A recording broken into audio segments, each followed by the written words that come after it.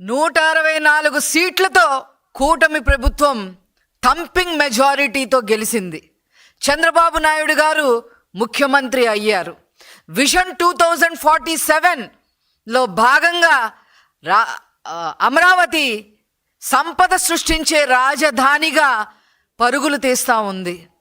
పోలవరం రాష్ట్రాన్ని మొత్తాన్ని ఉద్ధరించడమే కాకుండా ఉత్తరాంధ్రకి మరి ఇండస్ట్రియల్గా డెవలప్ అయ్యే విధంగా ఉరకలేస్తూ ఉంది. 20 లక్షల ఉద్యోగాల కల్పన దిశగా నారా లోకేష్ గారు ఈ రాష్ట్రాన్ని ఇండస్ట్రియల్గా ముందుకు తీసుకెళ్తా ఉన్నారు.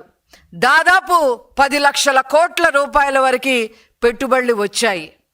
సంక్షేమ కార్యక్రమాలు బ్రహ్మాండంగా ఈ రాష్ట్రంలో ఉన్న పేద ప్రజలకి, బడుగు బలహీన వర్గాలకి అందుతూ ఉన్నాయి.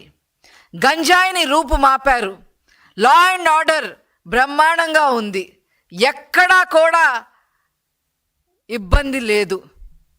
ఇలాంటి పరిస్థితిలో వైసీపీ భూస్థాపితం అయిపోయింది. భూస్థాపితం అయిపోయిన ఈ వైసీపీ పార్టీని మళ్ళీ పైకి తీసుకురావాలి అనే ఉద్దేశంతో పేర్నేని నాని గంజాయి నీళ్లు పోసి వైసీపీ పార్టీని మళ్ళీ ఏదో రకంగా బతికించాలి అని ఒక పన్నాగం పన్నాడు. ఆ పన్నాగంలో భాగంగా మరి కృష్ణా జిల్లాని ఎంచుకున్నాడు. పామరు తిరిగాడు, పెడన తిరిగాడు, గుడివాడ తిరిగాడు. అన్ని చోట్ల రెచ్చగొట్టే విధంగా మాట్లాడుతూ ఉన్నాడు. చీకటి అంటాడు, చీకట్లో అన్నీ చేసేయాలంటాడు. తెల్లారి ఎవరికీ తెలియకుండా వెళ్ళి పరామర్శించాలంటాడు. ఇష్టం వచ్చినట్టుగా వైసీపీ కార్యకర్తల్ని రెచ్చగొట్టే విధంగా ఇష్టం వచ్చినట్టుగా మాట్లాడుతూ ఉన్నాడు. అవినీతిలో దిట్టైన ఈ పేర్నేని నాని, 100 ఎకరాలు కబ్జా చేసేసిన ఈ పేర్నేని నాని, హైవేలు సైతం వదిలిపెట్టకుండా ఎకరాలు మింగేసిన ఈ పేర్నేని నాని, ఇక్కడే కాకుండా మహబూబ్ నగర్లో, విజయనగరంలో కూడా 1000 ఎకరాలు కబ్జా చేసేసిన ఈ పేర్నేని నాని, చేపల చెరువులు అదేవిధంగా పార్కులను కూడా వదిలిపెట్టకుండా తన ఖాతాలో వేసుకున్న ఈ పేర్నేని నాని, చివరికి రేషన్ బియ్యం కుంభకోణంలో ఆ అవినీతిలో ఇతనితో పాటు ఇతని భార్యని కూడా దొంగని చేసిన ఈ పేర్నేని నాని మహిళల ఆత్మగౌరవం గురించి మాట్లాడుతూ బీసీ మహిళని రాజకీయంలోకి రచ్చరచ్చ చేసి లాక్కొచ్చి రాజకీయం చేసి లా అండ్ ఆర్డర్ లేకుండా ఈ రాష్ట్రాన్ని లా అండ్ ఆర్డర్ లేకుండా చేసి ఏదో బావుకుందామని చెప్పి ముందుకు బయలుదేరాడు ఈ పేర్నేని నాని. ఖబర్దార్ పేర్నేని నాని. రాష్ట్రంలో జరిగే అభివృద్ధిని, సంక్షేమాన్ని ఎవరికి రికార్డ్ అవ్వకుండా ఉండటం కోసం ఊళ్ళు పట్టుకు తిరుగుతావా నువ్వు? ఊళ్ళు పట్టు తిరగటమే కాకుండా విధ్వంసాన్ని సృష్టించడానికి నీ కార్యకర్తలు సైతం అందరినీ రెచ్చగొట్టి ప్రజల్ని భయభ్రాంతులు చేసే ప్రయత్నం చేస్తావా? ఆ వీడియోలన్నీ ఈరోజు ప్రజలకి తెలిసేలాగా ఆ వీడియోని కూడా ఈరోజు నేను డిస్ప్లే చేయబోతున్నా. బీసీల గురించి మాట్లాడే హక్కు అసలు వైసీపీ పార్టీకి ఉందా? గౌడ కులానికి సంబంధించిన మహిళని లోకేష్ గారే అల్లరి చేయమన్నారని చెప్పి స్టేట్ మొత్తం మనం ప్రచారం చెయ్యాలి అని చెప్పి సలహాలు ఇచ్చే నువ్వు ఆనాడు నీ ప్రభుత్వంలో, జగన్మోహన్ రెడ్డి ప్రభుత్వంలో అమర్నాథ్ గౌడ్ని ఏ రకంగా పెట్రోల్ పోసి తగలపెట్టారన్న విషయం వైసీపీకి గుర్తులేదేమో కానీ ఈ రాష్ట్ర ప్రజలకి, ముఖ్యంగా బీసీలకి, ముఖ్యంగా గౌడ కులస్తులకి ఆ విషయం తెలుసు అని చెప్పి నేను గుర్తు చేస్తా ఉన్నా. ఏం చేశారు ఆ రోజు అమర్నాథ్ గౌడ్ని? నా అక్కని ఏడిపించొద్దు, ర్యాగింగ్ చెయ్యొద్దు అని చెప్పి సొంత తమ్ముడైన అమర్నాథ్ గౌడ్ అడిగాడని వైసీపీ కుర్రకారు సన్నాసుల్ని మాట్లాడాడని చెప్పి తెల్లవారుజామున ట్యూషన్కి వెళ్తుంటే నోట్లో గుడ్డలు కుక్కి ఆ పిల్లోడి మీద పెట్రోల్ పోసి మీరు పిల్లోడిని చంపితే ఆ కుటుంబానికి ఈరోజు ఉద్యోగం ఇచ్చిన ప్రభుత్వం, ఉద్యోగం ఇచ్చిన నాయకుడు ముఖ్యమంత్రి గారు నారా చంద్రబాబు నాయుడు గారు.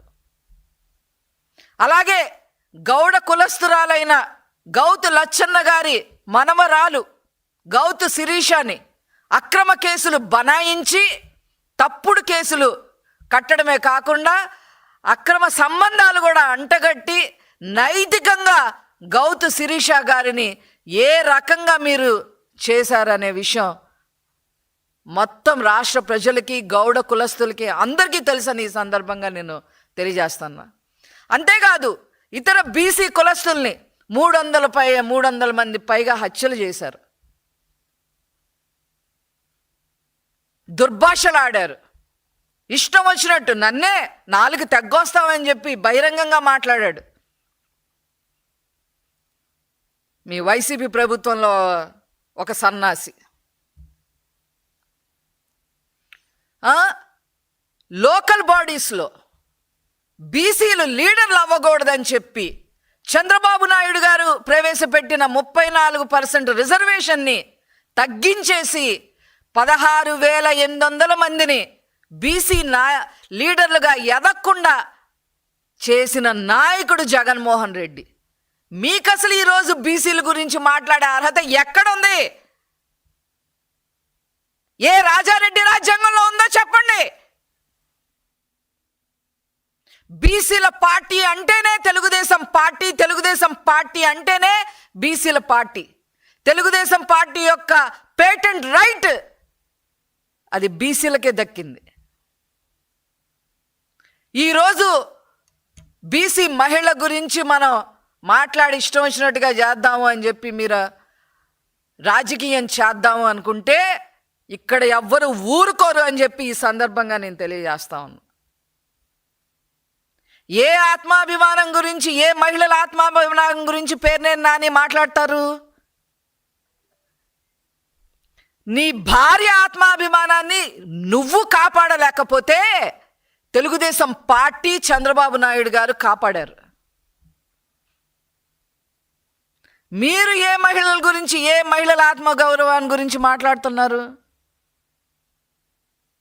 ఇంకా గుడివాడ విషయానికి వస్తే రాజకీయ భిక్ష పెట్టింది ఆ కొడాలి నానికి తెలుగుదేశం పార్టీ, నారా చంద్రబాబు నాయుడు గారు. ఎంత నోరు పారేసుకున్నాడో అందరికీ తెలుసు. మంత్రిగా ఏ రోజు కూడా కనీసం సన్న బియ్యం కూడా ఇవ్వలేని సన్న బియ్యం కూడా ఇవ్వలేని మనిషి అతను. నాకు ఇంకా తిట్టాలని ఉంది, బట్ ఐ కెనాట్. ఆ కొడాలి నాని గుడివాడని క్యాసినో గుడివాడిగా మార్చేశాడు, పేకాట గుడివాడిగా మార్చేశాడు. ఎక్కడ క్యాసినోలో, ఆంధ్రాలో ఎక్కడ క్యాసినో ఆడాలి అని మామూలుగా దేశంలో ఎక్కడ ఎవరైనా సరే ఎక్కడ వెళ్ళి ఆడాలి అంటే మీరు గుడివాడ ఉండి. అలాగా గుడివాడ పేరుని, చెడ్డ పేరు తీసుకొచ్చిన ఈ కొడాలి నాని చిత్తుగా ఓడిపోయి అతను చేసిన అరాచకాలకి ఎక్కడ అరెస్ట్ అవుతాడో అని భయపడి, నాకు ఆ నొప్పి ఉంది, ఈ నొప్పి ఉంది, గుండె నొప్పి ఉందని చెప్పి ఊళ్ళు పట్టుకొని తిరుగుతుంటే,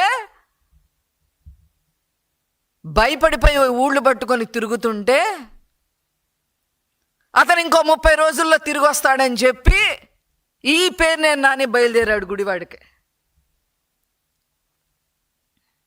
ఏం ఆలోచన విధానం అండి! ఈరోజు గుడివాడ తీసుకుంటే వెనిగళ్ల రాము గారి ఆధ్వర్యంలో ఎమ్మెల్యేగా ఈరోజు బ్రహ్మాండంగా అభివృద్ధి చెందుతూ ఉంది గుడివాడ. మెయిన్ రోడ్ల దగ్గర నుంచి, పార్కుల దగ్గర నుంచి కలుషిత నీరు రాకుండా మంచి తాగునీటి సదుపాయం కల్పించే దగ్గర నుంచి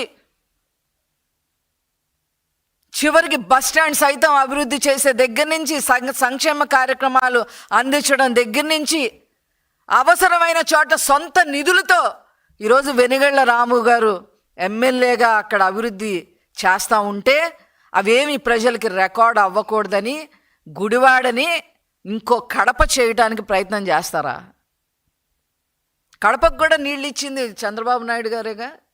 ఎందుకండి ఆ పులివెందులు మనకి ఎందుకండి అంటే కూడా వినిపించుకోకుండా పులివెందులకు కూడా నీళ్ళు ఇచ్చారు మా సార్.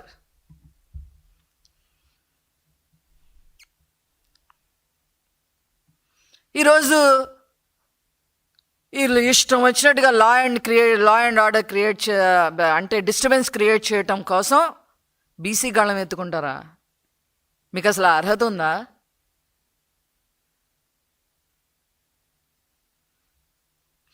ఇట్లాంటి చిల్లర రాజకీయాలు వైసీపీని చెయ్యొద్దు అని హెచ్చరిస్తున్నాము. రాజకీయంగా, అభివృద్ధి పరంగా, సంక్షేమ పరంగా మమ్మల్ని ఎదుర్కోలేక ఈ చిల్లరి రాజకీయాలు చేస్తారా మీరు? ఇది ప్రజలు నమ్మే పరిస్థితుల్లో లేరు. ఇంకో రెండో విషయం నేను చెప్పడం మర్చిపోయా. గొడవలు చెయ్యండి, విధ్వంసం చెయ్యండి, law and order problem create చేయండి, కేసు కట్టించుకోండి, జైలుకి వెళ్ళి రండి, మీకు సింపతి వస్తుంది అని జగన్మోహన్ రెడ్డి గారు ఇచ్చిన డైరెక్షన్లో వీళ్ళందరూ నడుస్తున్నారు. ఏం సింపతి వస్తుంది మీకు? ఇళ్లలో ఆడవాళ్ళనే మీరు మీ నాయకుడు లెక్క పెట్టడు, చెల్లిని లెక్క పెట్టడు, తల్లిని లెక్క పెట్టడు, ఈ పేరు లాంటి వాళ్ళు భార్యనే లెక్క పెట్టలేదు. తెలుగుదేశం పార్టీ జాలి తలిసింది కాబట్టే ఇంట్లో ఉంది మీ భార్య. అది గుర్తుపెట్టుకోవాలి పేర్నేని నాని గారు.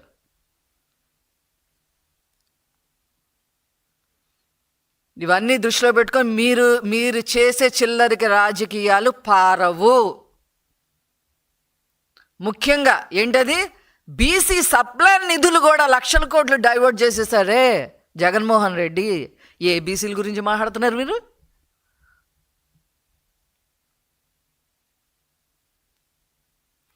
ఇవన్నీ మేము ప్రజల దృష్టికి తీసుకెళ్తాము.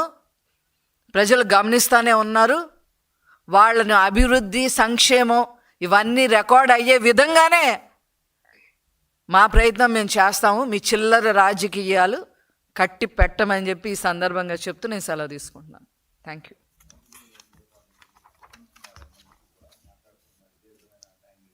ఏంటండి?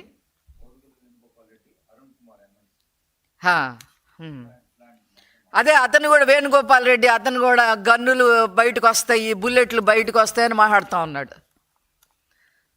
వీళ్ళందరూ ఎక్కడికి వెళ్ళి వస్తున్నారో నాకు అర్థం కావట్లేదు. ఏ శ్రీలంకలో పోయి అక్కడికి వెళ్ళొచ్చి అక్కడ శుభ్రంగా ఎంజాయ్ చేసేసి ఇక్కడికి వచ్చి ఇలా మాట్లాడుతున్నారేమో అనిపిస్తుంది. అతను కూడా అలాగే మాట్లాడుతూ ఉన్నాడు. ఆ ఎమ్మెల్సీ అరుణ్ కుమార్ కూడా అట్లాగే మాట్లాడుతూ ఉన్నాడు. అరే బడుగు బలహీన వర్గాల్ని చంపేసి డోర్ డెలివరీలు చేసిన వాళ్ళు వీళ్ళు మాట్లాడతారు ఏంటండి? అదే ప్రజలు గమనిస్తున్నారు ఇవన్నీ.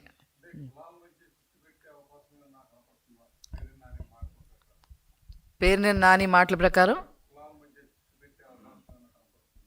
ఖచ్చితంగా వాళ్ళు చేయాలని చూస్తున్నారు, అది చేయనీయకుండా చేస్తున్నాం. వాళ్ళు అదే పని మీద ఉన్నారు. ప్రజల్ని భయభ్రాంతులను చేయాలి, గొడవలు చేయాలి. చంద్రబాబు గారు, లోకేష్ గారు చేసే అభివృద్ధి బయటికి రాకూడదు అనేదో వాళ్ళు చేస్తూ ఉన్నారు. డైవర్షన్ పాలిటిక్స్ వాళ్ళు ఎప్పుడూ ప్లే చేస్తూనే ఉంటారు. దాన్ని పట్టించుకునే పరిస్థితిలో ప్రజలు లేరు. ఈరోజు ఎక్కడో అంటే దీని మీద గొడవ చేయమని నేను ఆ వీడియో కూడా ఇప్పుడు నేను ప్లే చేస్తానండి.